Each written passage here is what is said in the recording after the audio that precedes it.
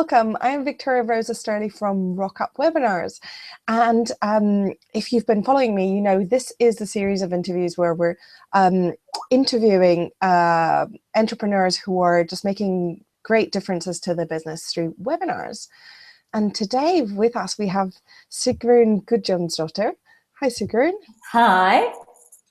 It's great to see you. So I've been following Sigun, I don't know if you have, and have seen her go from, from the beginning to just amazing sales and quite a following right now. So I think she's going to tell us about some great best practice. But let me explain a bit more about who she is. So she's a lifestyle entrepreneur, an online business visionary, a business mentor, a speaker, and she has recently been featured on TED, and I can't wait to see that talk. That's very exciting.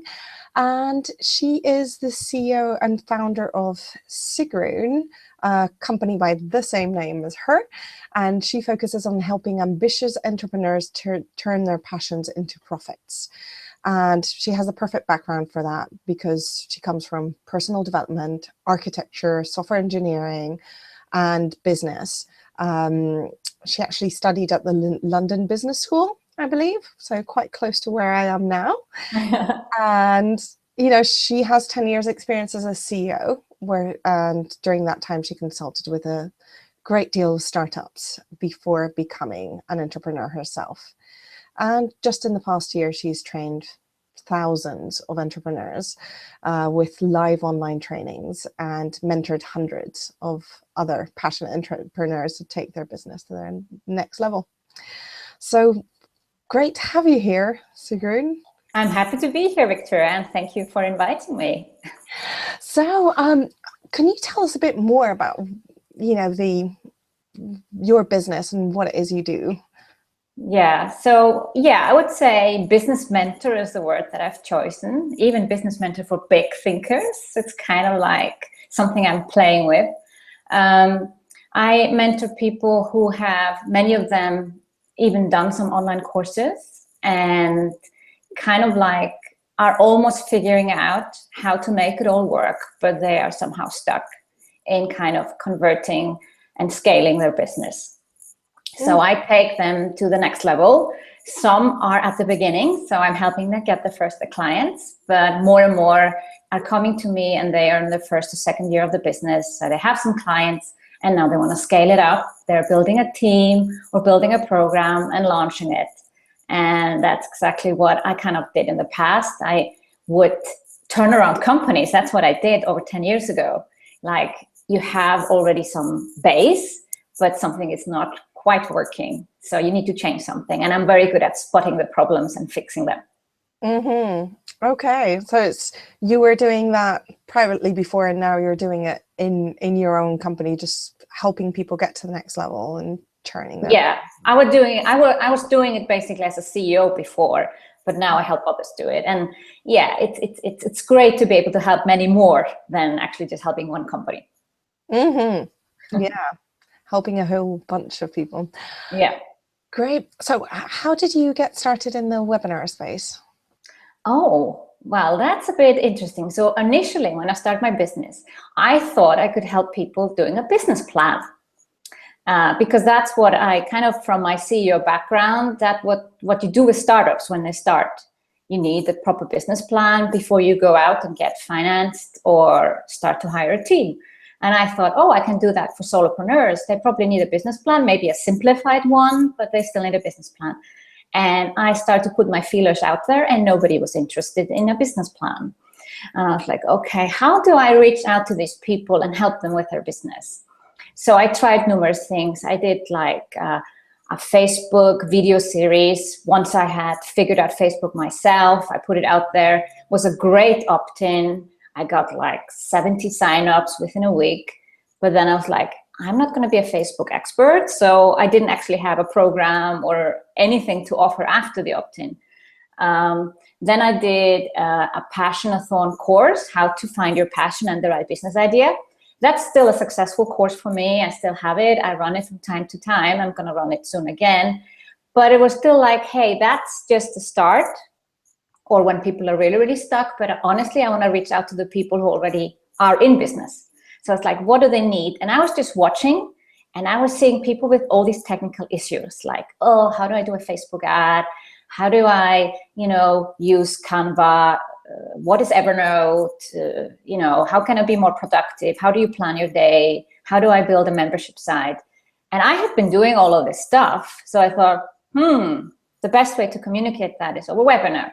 But I must say, I didn't have a grand plan in the beginning. I just decided, hey, I have to do one webinar. Just do it, So I didn't before that first webinar decide, yeah, I'm going to be master at webinars and I'm going to do them weekly. So that was not the, so my first webinar was Canva. Mm-hmm. And I got 60 signups or something. And it was really weird to talk to myself on the screen. Now, at least I have you in front of me. But when you're on a webinar, you only see yourself, and it's really weird. But I saw how much I enjoyed it. I was like, hey, I have found the thing that I like. I do like writing blog posts, but I thought doing webinar, that is awesome. It's just so much fun. Even if you can only chat with people and not see them live, I just hey, I need to do another one. So I think 2 weeks later, I did another Canva one. And then I thought, hey, I'm loving this. How about doing this weekly on different topics? So then I started that. And when I started with my first webinar, I had about 300 people on my list after the 2 other opt-ins that I had tried out. So most of the people come when you have an opt-in. If you just have a blog, you're going to get very few people to sign up. But when you have a good opt-in, like my Facebook and the course that I did, but once I did the webinar, that kind of exploded. And then once I added the Facebook ads, in the beginning, I didn't know how to do Facebook ads. So once I had added Facebook ads, then I was adding, 100, 200 people every week. And I went from 300 to end of last year, 2,500. Wow. With webinars as my only opt-in, basically. Yeah. Uh-huh. So I didn't have any other opt-ins, no. So I think right from the beginning, you were getting quite a number of people showing up for your webinars, because a lot of people say, they start and they have maybe 4 people on a webinar. You're having So I guess, and this is maybe what I have noticed also with my clients and when I work, and I have a Facebook group with over 1,000 people, is that your sign up is not just going to come through Facebook ads. Yes, Facebook ads do really help a lot, but it's about being out there, helping people yourself. And this is going to then get you free signups, basically, without paying for them through Facebook ads. And I think what I had been doing before I did my first webinar, I had been very helpful with all these technical questions that came up. I saw that I could help. And then the webinars was kind of hey, here's a platform where I can reach even more people than just through single answers, questions and answers. So yes, I guess that made it easier for me to get so many signups for my first webinar. Mm-hmm. So people to already be visible beforehand. And this was mostly on Facebook, right? Mostly on Facebook. I would say it's mainly come through Facebook. I do post my webinars also on Google+, on LinkedIn, on Twitter and Instagram. Mm-hmm. So you've got a wide array of social media. I just posted there once. I see a little bit traffic come through it, but Facebook is the main platform. And I was at a social media conference back in March, and even if people are hoping that some other platforms are better, it's still Facebook that rules the game. Mm-hmm. Yeah, and it seems quite varied depending on the population that you're targeting, but I think for most people it is still Facebook. Yeah, and LinkedIn is coming up good with professionals, but Facebook is still working for me. Yeah, so webinar was clearly the big thing that I needed to get traction to my business. And then I put extra effort around, I guess, October into webinars. So I was getting 500 people to come to my webinars around that time. And then I announced that I was doing online business strategy sessions. 90 people booked with me within a few days. And I was immediately fully booked and been fully booked since. Wow. And it was just first building that momentum with the webinars and then announcing later. So in the beginning, I wasn't selling anything. Mm-hmm. So you were just putting stuff out there that you knew was useful for people. Yeah. And actually, I've changed the name now to my webinars to trainings, because I do mention at the end of my webinars what I do and how people could potentially work with me. But I rarely do like a sales pitch, like some webinars out there. Yeah, it seems like that's something that is really deterring people. People didn't used to mind so much, but now having like a 20-minute pitch is something that people aren't willing to listen to anymore. No, there just has been an explosion in webinars, and many are using that webinars to sell and sell expensive programs, but it becomes like a little bit of content and a lot of sales, and that's unfortunately gives webinars maybe a bad name. So online workshop, training, I'm trying to use that a little bit and see, and people, my clients say, or the people who come into webinars, they say, yeah, this is a training, even if I mention a little bit, something to sell at the end. Yeah, no. Because you should do. You are a business owner, you have to make money. So if you're not selling anything, you are not in business, then it's just a hobby. Yes, yeah. No, I think like the word webinar is maybe going towards, something that's geared towards sales, which is great, because if I'm buying something that's expensive, I want to know more about it. So I'll invest an hour of my time to find out about it. But then if I want free content, I want to know that I'm going to be getting free content. Yeah, exactly. So training, I'm trying to use it, but the word webinar slips out of my mouth all the time. Yeah, I think it's very mixed right now in terms of what people use. So what would you say is like, what knock-on effect has this had on your business? How you've been using this? Is basically has made my business both visible and made me successful, like, to make money. Before that, I was making money. I had clients, but it was not a smooth process how people come into my business and how they get to know me. And I'm seeing that people attend a couple of webinars before they kind of reach out to become a client. So it's kind of like, it's become a sales funnel. And I don't mind if people attend all webinars for free, but then I changed it actually into a membership site. Once I had done 5 webinars, I saw, hey, I have here something to sell as well. A lot of people are asking for a webinar I did 2 weeks ago. How do I give it to them without not making a business? I need to earn money as well, and not everybody's going to be a one-on-one coaching client or sign up for an expensive program. So, I will want to offer those webinars to them. And that's been a very successful way to kind of, now I've built up a portfolio of all kinds of different topics ranging online business. Yes, I've been checking those out. You've got all the business tools and productivity as well. So, yeah, great portfolio. So good how you were able to do that, delivering like free content so people would know you and get into your one-on-one funnel and then reutilize that as well. Yeah, and there are several ways to do it. So you can have a membership site like I do. You can also sell single webinars. I do that sometimes over Vimeo on demand. You can just set a price like $20, $30, $40, depending on how valuable you think the content is. And you could also just have a course where you add it as a bonus. I've actually done all of 3. Great. Really showing, the full potential, I think, of webinars. Yeah. Good. So what would you say is your top tip to people in terms of how to use webinars to grow their business? First of all, is just do it. I think a lot of people are postponing it, thinking it's complicated. And, there are people out there that can help you set up webinars. But honestly, just doing a hangout without buying some expensive webinar software, that's the first thing they can try. A lot of VAs are now equipped doing it, so you don't need to kind of get a consultant. You can just like find a VA that can help you set it up if you don't want to set it up yourself. And you have to do the first one. And maybe if you're scared, then, well, just invite some friends over and have 10 people on your first webinar. That's no problem. And then, but to get really the message out, you also need to learn how to do Facebook ads. And if, again, you don't want to learn to do that yourself, you have to hire someone to do it. But the first step is to just do one and see if you enjoy doing it. I enjoyed doing it so much that I started to do it almost on a weekly basis. And this actually resulted in me being invited to be a TEDx speaker, because a woman saw me delivering webinars and saw that that I loved speaking. Uh-huh. Wow, that's amazing. So they saw you delivering the webinars and said, we want her on the TEDx stage.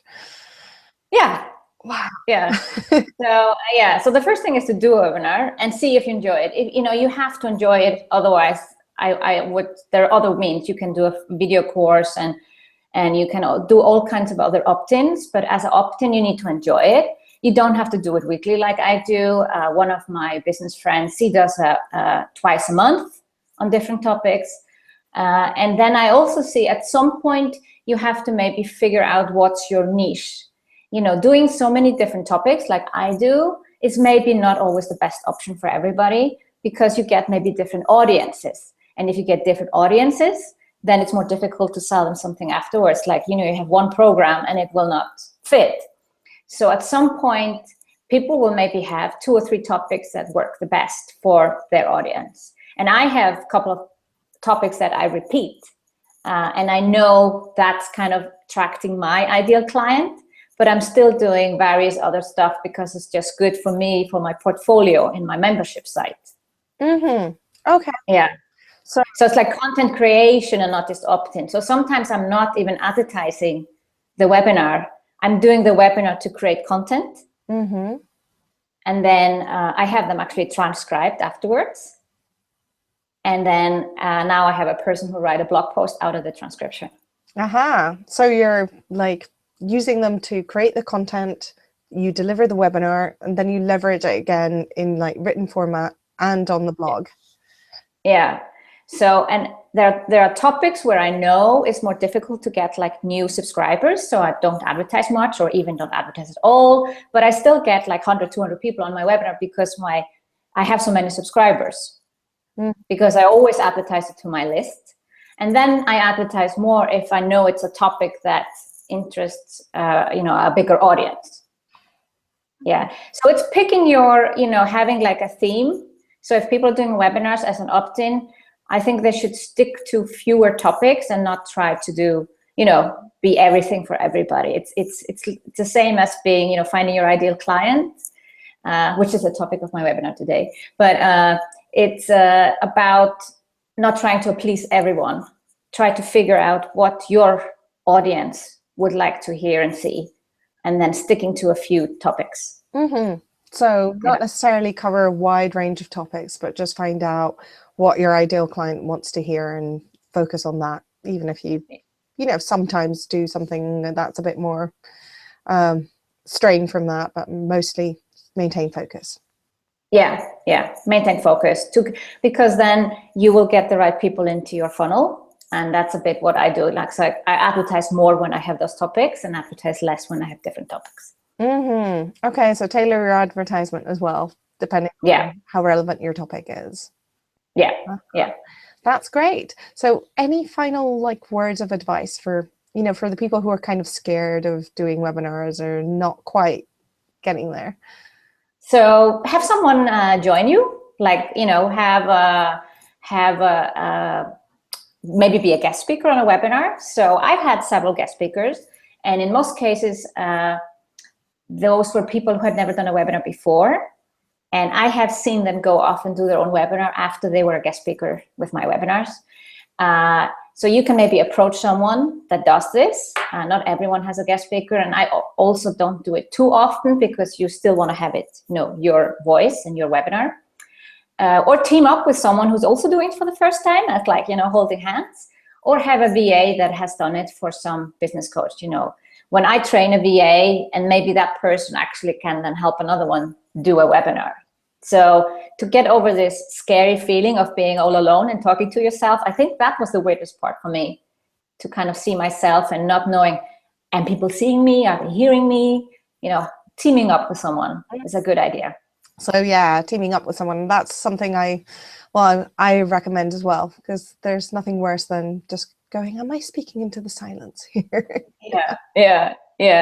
No, just do it, and then, leverage it. Reuse the content, don't let it sit somewhere. And then do mention what you're selling at the end. You know, it's all about being in business. Great. So mention what you're selling, but you know, don't make it all about the sale necessarily.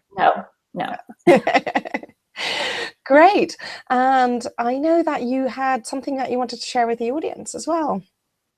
Yeah, so if you're interested in my weekly webinars, or almost weekly webinars, there are 2 weeks that I take off. You can go to my website, sigrun.com, and sign up there, straight there on the homepage. And various range of topics, like today, how to find your ideal client, but I often cover Facebook ads and MailChimp, and how to do webinars with Easy Webinar and Webinar Jam. Great. So yeah, I would recommend you go on there and check them out. I know I've checked out a few of them. They're very useful. And yeah, that's it. I hope you've enjoyed this video, and we'll see you at the next one. Thank you. Thank you for having me.